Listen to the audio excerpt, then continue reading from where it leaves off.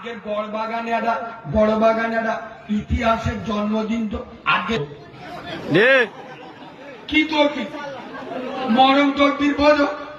আমি যে নারাই তকবির বলবো এমন জোরে আল্লাহু আকবার বলবে টুটি ফেটে মরে যাবে। ফেরেশতা এসে বলবে মান রব্বুকা, এ মাল বলতে যে রব্বুকা ফাব্বুকা ওসব জানি নে, এক্ষুনি আল্লাহ বলতে গিয়ে টুটি ফেটে মরি। এরম আওয়াজ দেবেন কইতাও না নাই তাকবীর হয় না, সেই বসে গেছে আর উঠবে। আচ্ছা যারা চেয়ারে এবং নিচে যারা বসে আছে আপনারা চুপ থাকেন, চেয়ারে হোক আর নিচেই হোক, যারা বসে আছেন চুপ থাকেন। যত লোক দাঁড়িয়ে আছে দাঁড়ানো লোকগুলো শুধু তাকবীর দেবেন নারে তাকবীর। এবার তোমাদের পালা, মান সম্মানের ব্যাপার।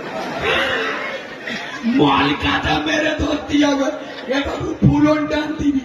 ফুলন টান মানে বুঝতে পারো তো, তিনজন আর কাজ একজন আর দুটো রজনী একসাথে ঢেলে দেবে, এইরকম আওয়াজ তো।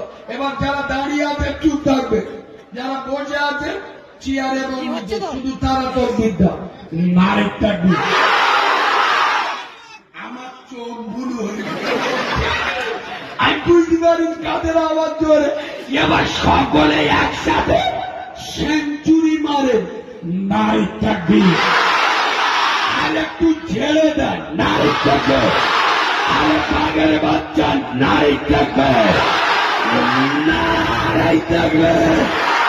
দাদা পীরের হক সিলসিলা মাসিলা কে মুজাদ্দিদ জামান নারে তাকবীর, নারে তাকবীর, নারে তাকবীর। আল কুরআনের আলো, আলো চলে আল কুরআনের আলো, আল হাদিসের আলো। আচ্ছা আমি আগে আমার সঙ্গে সত্য কথা বলো, যারা আমার বাপের বয়সী লোক, আজ থেকে 15-20 বছর আগে গ্রামে এত জনবসতি ছিল না, কিন্তু মুসলিম মহল্লায় ঢুকলে সকাল সন্ধ্যে কোরআনের আওয়াজ পাওয়া যেত না মুরব্বীরা বলো। আর এখন বলি আপনারা বুঝতে পারবেন না, এই আমাদের চেংড়া মালগুলো